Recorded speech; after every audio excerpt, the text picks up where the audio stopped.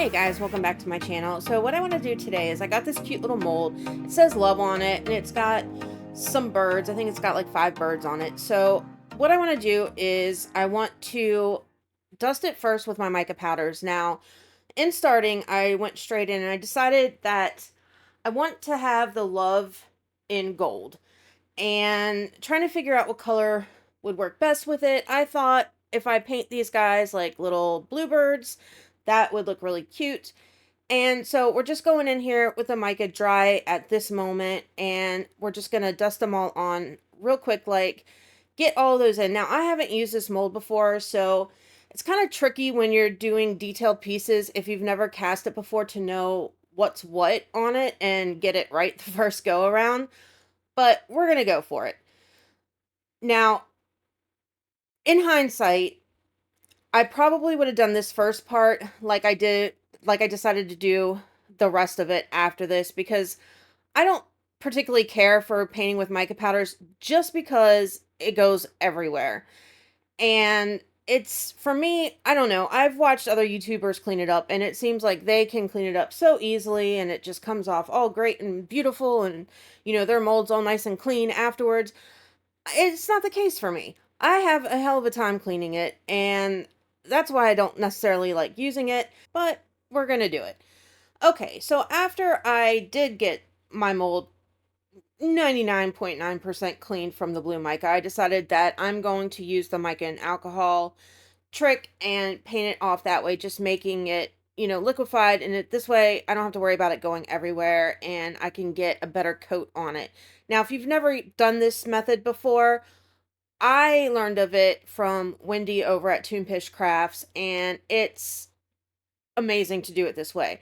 However, you do need to know that do it in little quantities. Don't do it a lot. Like, I have a tiny pot with some alcohol in it that I dip my brush in, put it into another pot, and I dip my mica or my brush into my mica powder and kind of mix it into like a paste and do it that way, little bits at a time, because the alcohol does, like, it goes away really, really fast. And once this dries, it comes back into powder form. You need to know that, because if you're messing around with your mold after you've painted it on, you can knock it loose and have the powder, floating everywhere, coming off what you've already done. And I learned that the hard way. So just to give you guys who haven't tried this method a heads up, that's what you do. Now, I am using 99% alcohol. You don't want to use, when you're working with resin, you don't want to use anything lower than like a 90% thing, because the more water that's in it, you're going to have maybe issues with your resin curing if you have a lot of water content in it. So you want to get that percentage as high as possible. And I will link the alcohol that I use in the description box if you can't find it, because I know I couldn't find it anywhere other than Amazon to get that high of a percentage of alcohol. So anyway, so we're just going in here, doing the colors. Now, because I haven't done this mold before, I'm not 100% what's what. So we're just going to keep our fingers crossed that I get all the bits and pieces that I need to. And I did have to go back and forth a few times going to colors that I've already done because I realized I missed a spot or whatever, but it's fine. So I was talking to my husband yesterday because I've been having, for the last couple of weeks, I've been having some issues with inspiration and just not like feeling it. And when I was talking to him, I was like, well, maybe, and I'm sure a few of you are going to be like, oh my God, at what I'm about to say, but I don't like Valentine's Day. Like, I hate the holiday. And it's not because I'm like anti-love or anything like that, but I feel personally that love shouldn't just be celebrated one day a year. I feel like it's something that we should do continuously all year long with those people that we love, care about, whatever. So, me doing pieces specifically for Valentine's Day, I think has just like, I'm just not 100% in it, if that makes sense. And I guess I felt like, okay, well, everybody else is going to be doing it because, everybody celebrates it. It's so commercialized, blah, blah, blah, blah, blah, that I kind of felt like I should do it too. And I feel like my artwork and my creativity and whatever has kind of been like, it's not there. So I think that's why. So I haven't been happy with the pieces. Now, this piece I actually like a lot, and the heart frame that I did recently, I really, really love that one too. I think it's absolutely gorgeous. But I really like those molds. But doing something specifically for Valentine's Day, it's just not a me thing, so I think that's where I'm losing it. It's showing in the numbers of views and whatever that it's just not like the videos aren't there. So for that, I apologize for doing something that's really not me. But I do have, after this one, I think it's like two more to get out. So we're gonna, cringe through them. And they're not horrible pieces, but it's just, it's my heart's not in it. So I guess that's kind of affecting it. But I feel like you guys have the right to know why it is what it is. Or maybe it's just me because I'm just not feeling it. I don't know. But anyway, back to the video. I just had to get that out there. Okay, so I'm done with all of the mica powder. I've painted it on everywhere. Now, for the stuff that when I did the gold, when it went over, it doesn't matter if it goes over the other parts that I painted. As long as the mold is completely covered in mica, it's only going to show what's on there first. So if I've got gold over the blue, it doesn't make a difference. It's not going to show the gold. It'll show the blue unless I missed a spot. So I'm going in with my Nic Pro resin, and I just added some white mica powder into it, and I'm slowly pouring it in because I can't go around the edges with a dotting tool or a silicone tool because I'm going to knock that mica powder loose or scratch it, and I don't want to do that. So I'm just slowly, slowly pouring this in to get it all over the place and into all of those crevices and all of those details so that I don't have an issue with bubbles at the end. And I didn't fill it up too much because I don't want to overflow this because there are a bunch of little pieces where there's like holes and stuff like that that are supposed to be there.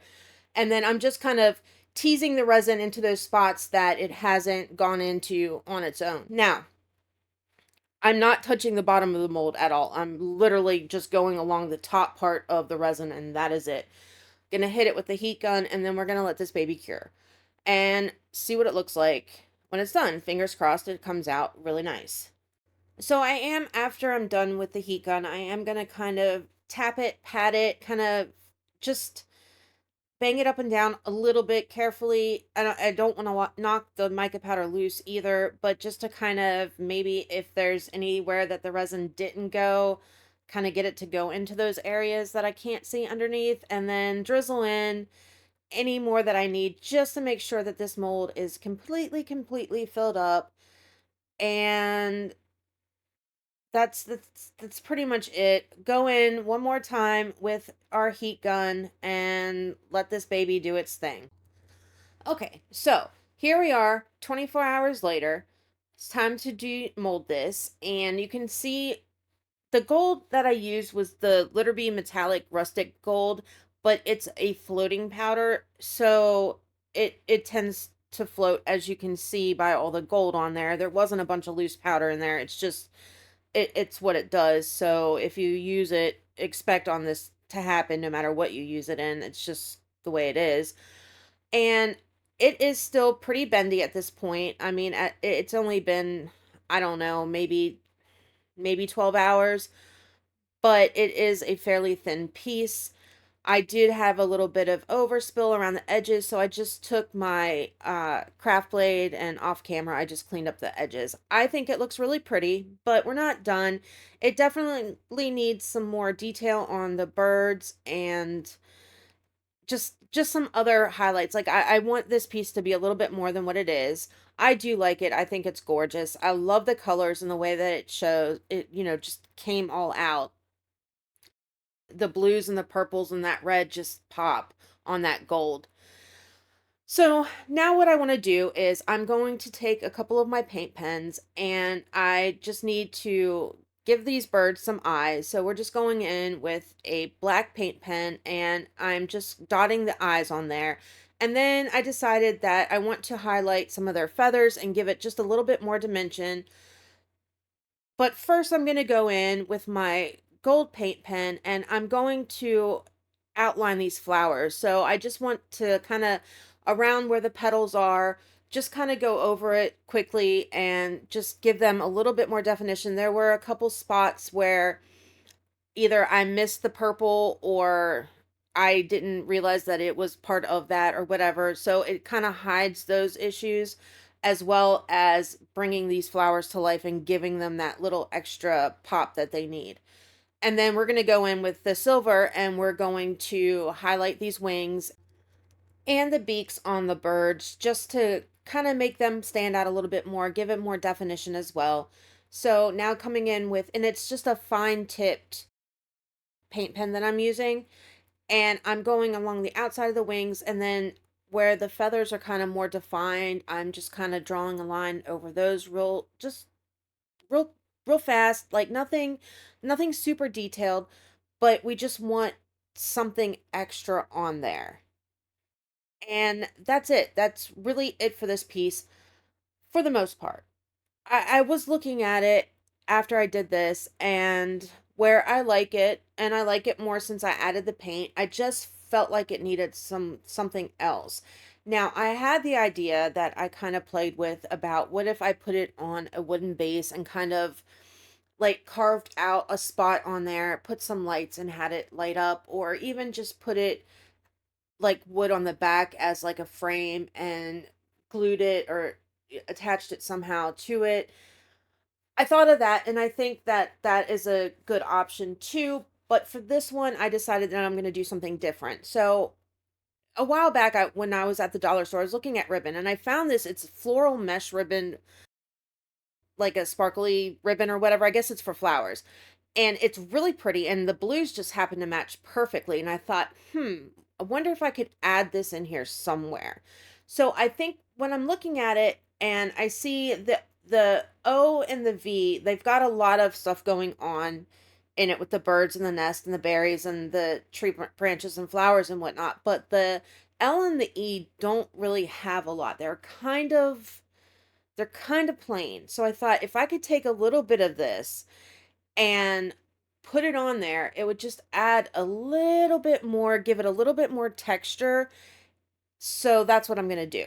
So I cut out a small piece and I kind of fooled with how the sparkle glittery lines were. And then I took my Soyo UV resin and I put it on the back, and then I just kind of hit it with my UV torch just for a minute, just to set it long enough so that I could put the other piece on. And I'm not necessarily trying to go like super flat with it. Like I'm okay if it puffs out a little bit because it's going to give it texture, right? It's going to give it that extra something that this piece needs so it's not quite so flat. So that's all I'm doing. Figuring out, and it was a little fiddly. The E wasn't as bad as the L. I had a harder time with the L trying to get it how I wanted it. And then I'm just going to cut off the excess on it, and then I'll put it under my big UV lamp for, 2 minutes just to fully cure. And that's it. Now, in doing this, I did have to cut out a certain piece just to, because I wasn't sure. I didn't really like how the lines were on the L. So this part is kind of where I was like, all right, how do I get this to stay how I want it? And I did have to cut out around the flowers a little bit just to make it lay a little bit better. But I got there in the end, and I really do like this piece a lot. Like it turns out really gorgeous, and there's a lot that you could do with it just outside of what I did. Like you can go so many different ways with this piece, and I think that's one of the things that I really like a lot. And I actually am looking forward to doing this again sometime in the future, a different way, to show how many things and how versatile this mold really is, even though it is what it is, if that makes sense. All right, guys.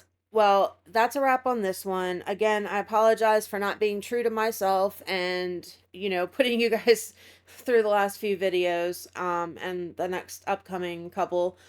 But we're going to get back to it, and I'm just going to be me and not follow all the other people just because. So, on that note, like, subscribe, share, all that good stuff. I will catch you guys on Tuesday in the next one. Stay tuned for the glamour shots. Love ya. Bye.